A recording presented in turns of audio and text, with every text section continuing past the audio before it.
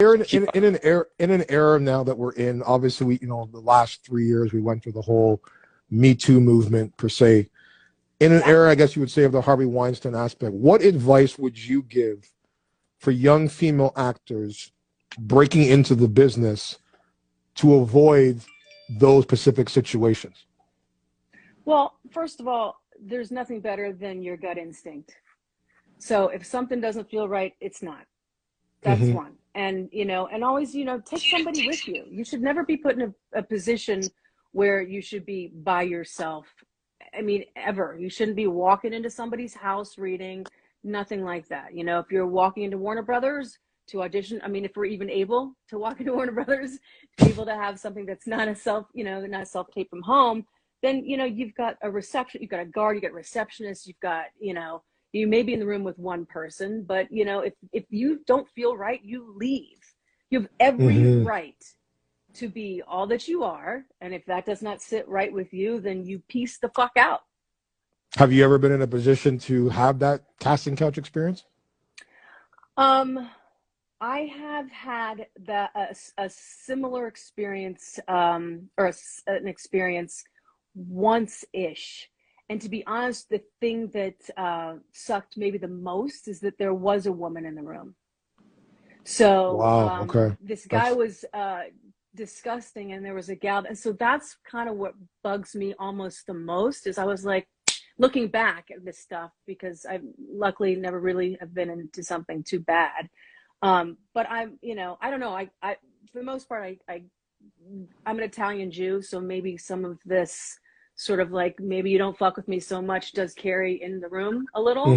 Hmm. But that doesn't save you from a total asshole situation. I'm not saying anything like that, but I don't I don't have that maybe much of a gentle vibe as Hmm. much as maybe somebody who's a little softer around the edges would be. But when I look back at this particular audition, this moment, I remember going like, shit, she was in there.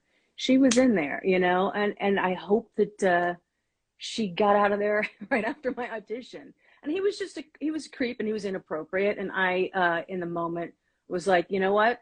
I'm gonna leave. And I left. I didn't even read. I just left. I was like, peace out. This is a You know, question for both of you though. Like, you guys have obviously, established both your level of celebrity. How much has your life changed once you, like? I mean, what was the for both of you? What was the moment that you were like, you felt that something is different, like in how people see you on the street, or a certain role that you both got, where you're like, okay, I've made it. When was that moment for you, both of you? Shane, you can go first. Well, I mean, I guess to a degree, it's kind of like it's a part of it's a process. Like it's still kind of happening. Hmm. Like I don't know that it was a moment. I feel like I'm not there yet. I feel like I'm headed for that. But I feel like that is more of a byproduct of you're doing what you love and you're doing it successfully, and that's part of the stuff that comes along with it. Like, that's obviously not the goal. My goal is certainly not to be famous, and it is to support my family and Hmm. certainly make some money, but not out of greed, just out of, I want to support my family. And the thing that's really interesting to Keili and I both, I know, is we want to sink our teeth into great material and tell right. great stories like that. That's what I'm interested in. And if that turns out making you insanely famous, then I guess so be it. That's my answer. What about you, Keili? First of all, hi Babs, and yes, Ghost is dead. I just read that. So Ghost's let me still just alive. He's still alive. He's just coming back. yes. Hi, Christy Castle. I see you too. Yeah, he's coming back. He's gonna walk in just a minute. We're just making him some dinner. I just can't wait to see Um, Sax's face when it happens too. This motherfucker. yeah, Gonna get the gun and the bottle of alcohol again. And be that that will It'll kill be a Sax. slow-mo moment. He's like, It'll be what? we'll run toward each other and A little chariots of embrace. fire, and then he just dies. Um, Honestly, I think Shane's answer is pretty damn good. For me, it hasn't been so much on screen. Mine was more theater based in Okay. terms of, Yeah, I did a rock opera years ago that has sort of lived on and continues to sort of, evolve into other projects and potentially a film. Which opera was Or, that? Bear. It was called Okay. Bear. And it was something I was a part of since almost right when I moved from Kansas City to LA. Like, it was right on the heels of moving here. It's when she was falling in love with one Shane Johnson. That's true. Yeah, and me That's too. true. I saw that show. I saw that show probably 50 times, and she was incredible in it. It is an incredible show. Fun How fact, did you guys meet? How did you guys meet? Oh, how did we meet, Shane? Well, the children are nearby, so I don't know that I can tell that story. I was a male prostitute. He was, and he still is. No, we were in our acting class together, and we had it every Tuesday and Thursday night. And I think on Tuesday night, we were sitting in the same row, and he was like, "Hey, what's your name?" And I was like, "Keili." And he was like, "Oh, like Keili and Do," which for most people, maybe you don't know, it's a play. But I knew it because I had heard it a million times. And I was like, "Yeah." No, you haven't. Yeah. Yes, I was. No, I was like, yeah, like Keili and Do. And he's like, "I'm Shane." And I was like, "Oh, I'll remember that. There was 2 other Shanes in the class." And so on Thursday, we were walking toward each other at the very beginning of class. He's like, "Hey, Keili." And I was like, could not remember his name for the life of me. Couldn't remember his name. She still has trouble with my I don't know who you are. We've been together. We've been married like 16 years, and we've been together almost 23 years. That's incredible, man. It's mind-boggling, and especially in this day and age in our industry. And that's why I said, you guys don't have a marriage, you don't have a relationship, you have an empireship. That's to me is the goal, is when you're able, because as Shane said, like you can be on this ride, but being on the ride sometimes by yourself can be depressing. And you want to be able to have that escape, but to be able to do it in the continuity that you guys have done, the foundation that you've done, the trust that you've done, the level of support for each other, you just don't see that anymore. Like, you just do not see that in this business, because it's become a dog world of like, what's mine is mine, and what's yours is still mine.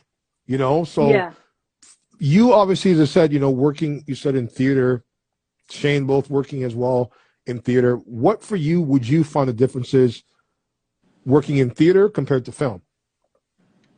Oh, so different. In what way? What's your experience like, Shane, for you? Are you going? Oh, well, first of all, I haven't done theater in a very long time. I mean, that's where I cut my teeth. I was doing a bunch of I probably did like 35, 40 plays, coming up. and there's a certain amount of, you get trying to lock in, making sure you know your lines, and your blocking, and when you have an audience, the show must go on, right? So there's all that pressure, and then there's also like trying to be present and trying to have an experience on stage every night, especially when you're doing it for like Keili. She did Bear for an entire year or longer, and so every night, like, how do you keep it fresh? Whereas on camera, it's like people are learning their lines sometimes right as while they're filming, and then trying to be organic and find stuff. I don't Keili and I don't operate that way. Like, we try to work on it and have plans and have a character and know what we're doing before we show up. But it's certainly much more short-lived, and it's hotter in some ways, because it's like it's momentary and then it's gone.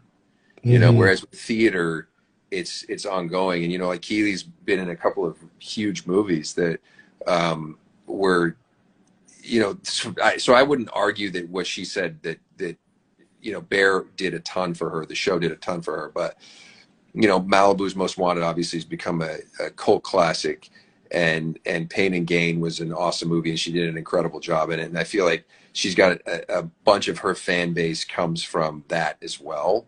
And she gets a lot of very interesting dick pics and things like that in her DMs. I do, and I love them, all of them. I'm keeping a book. Yeah, Nice. and Because I don't know. that's what, by the way, that's what women love that. Women, We do. yeah, No, we you love. don't. No, you don't. You really don't. Oh no. Because I've always wondered the thing of like when like for me, like when these guys decide to send this shit, like I'm like, what do you expect the response to be? Like when she opens it up, like, hey, that's a nice package. Meet me on Wednesday. Like what goes through someone's head? I couldn't even imagine myself like sitting there whipping up my shit, snap, upload, Listen, send, tag. girls do this shit all the time. It's only fair that we get it in return. I'm just glad I don't see faces because I don't want to imagine their face. I just want to focus on what I'm saying. That's it. That's all I need. I don't want to connect. A nice disconnect. Yeah, Keili's. Yeah, that's her thing. That's how we met. We met. We actually met at a glory hole. At a glory hole. Yeah. That was the introduction. Also. Let me ask you both. I mean, you guys been doing this for a long time as well. Like, do you guys still get nervous in front of a camera? Absolutely. Yeah, it can happen. It can definitely happen. Yeah, you kind of want to get one out of the chamber a little bit, you know, and that helps. And theater too. Theater. I mean, in terms of the last conversation we were just having, theater is you got one shot. That's it. You know, you go up on your lines, like no one's resetting for you. Like you got to figure your shit out, particularly in a musical, because unless you're just going to start like happy birthday to, and then the chicken, and you know, you can't make that up. It's like what it is at, you know, to a rhythm. So that's it. You get one shot, but yeah, you can get nervous, but you know, ultimately, hopefully you've done enough reps in working on your material that now it's just like an action and it's just another rep, and then you get another rep, and then a different angle. But yeah, you can have nerves. I know that he gets nerves too. Do you prefer the pressure? Do you prefer the pressure of like the theater more than, you know, the slow aspect of prime time? No preference. Different beast. Yeah. Which one do you find more challenging? Me, I mean, theater is more challenging. Way more challenging. Way more challenging. Like to me, that you have to be on. But I believe that pressure, the way I look at it, I said this to Shane before, is that like whether you know, because we're all looking for that. I think as actors, you guys have obviously seen the movie Legends of the Fall with Brad Pitt. Yes. Yeah. Okay. Yes. And I think we've all, when we get into business, want that moment that Brad had at the end of that movie where you're like, the first time you saw it, you're like, this guy's going to be a star. Like you knew in that moment that this guy was going to be something special. And I believe that like when you're going for any job, or even necessarily, and this I was talking with Shane, like with sometimes you get a bad script, you get a really, you know, crappy script. It's up to you, I believe, as an actor to find a way to make the script work, even if it's shit, because I look at that potential person that's watching you for the first time. It's almost like an audition for another role that you haven't gotten. Like you could play it and be really crappy and just say, okay, you know what?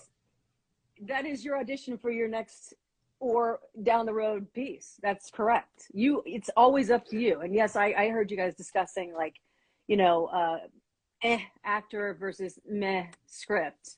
And I do agree. But that being said, you know, you can still have someone make some good choices. I think some stuff can be forgivable if somebody makes some interesting choices. So what's your, like, I mean, for both of you, like what's your approach when it comes to taking a certain role? Are you more interested in the script?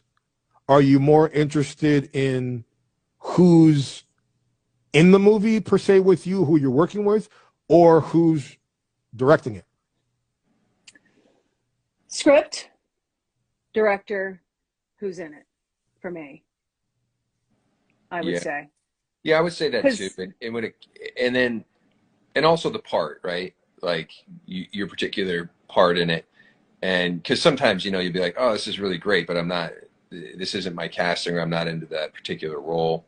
But you know, I would agree. I think it's the script first and foremost is the thing that's going to be exciting, you know, because we've all had those auditions for things that you're like, well, it's actually a pretty interesting role, but the script is awful. Yes, but I'll tell you, the very first job that I had when I moved out to LA was I worked for a friend's mom who was a fantastic casting director, who has Phyllis Huffman, who has since passed, but she cast all of Clint Eastwood's pieces. And so I got to work with Clint, which was amazing. And he is fantastic as a human being, but he was just great. But Clint gives you one take and then you move on. And that's it. Unless a light or a boom is just going to go across, that's all the fuck he's given you. That is it. So I think it's really important to find out who the director is. When I booked Pain and Gain and I knew it was Michael Bay, it told me a little bit about what we were going to do with this piece. You know, I knew how he shot things. I knew what kind of action he wanted, but this was a piece that he had wanted to do for like 20 years, but he had all these deals with Paramount before that. So they wanted just action, action, action. And he wanted something that was a little more story driven. It was a very different piece for him. But it's, you know, you learn a lot from who's attached to a piece. But script is obviously, you know, the very biggest clue that you're going to get. What about you, Shane? Yeah, I would say that. I would 100% say that it's the script. And sometimes something is just so incredibly written that you're just like, oh my God, I have to be in this movie. Now, granted, you might not get cast in it, but just as an actor, that's where your heart goes as you go, this script is unbelievable. And, right. And just to be, you know, a part of something like that sometimes is worthwhile. You know, but you also just never know. I mean, you never know. Sometimes sometimes movies, I mean, like look at just as an example of Good Will Hunting that everybody passed on and no one wanted to make. And finally, what was it? Gus Van Sant finally at a party was like, all right, fine, I'll do your movie, whatever that story is. And then he ends up winning an Academy Award for, you know, they win an Academy Award for the best screenplay and they couldn't get the movie made, you know? And that's just like one example, but there are so many stories that are like that. So the other thing I would say is if you're a creative, if you've got a script, if you're a talent, believing in yourself and believing in this story that you have to tell is valid. I mean, it's one of the things that, you know, Keili and I are doing now is going, what can we get off the ground and produce ourselves and act in ourselves and wrangle people together for and use our relationships to make happen because, and it's scary because you're putting your ass on the line. You're vouching you're vouching for the material. You're demanding the money, the budget, and then you're also roping your friends and loved ones into this thing, and you're putting your ass on the line. But and that's the truth, and that the whole, I think the whole key to that is having like all the right motherfuckers around you, you know. And I'm looking on here and I'm seeing Steve's on there, Maya's on there, and Johnny Crown's on there, and Bab's on there, and I see you, Gabe. You know, all these people, and we, you know, in our studio, Richard tells us to just not wait. Don't wait for the phone to ring. You just create your own shit. Like, I mean, you know, whatever it is that you're after, you create the evidence and then you present it to the world. And maybe it's not the first person who answers, the second person or whatever, but we've all, I mean, like Johnny Crown's got like a comic book series, you know. I'm sure he thought, I'm coming out here to do, you know, he's a musician as well and an actor, and he's great at all those things, but like you create your own shit, you know. And then you have to have that force. But we all in our group of friends, we all, you know, we support each other and say like, how's that thing going? Like, come on, how can I help you? Like, we've had more people hold booms for each other and like shoot shit and help edit or find the right song. And that's how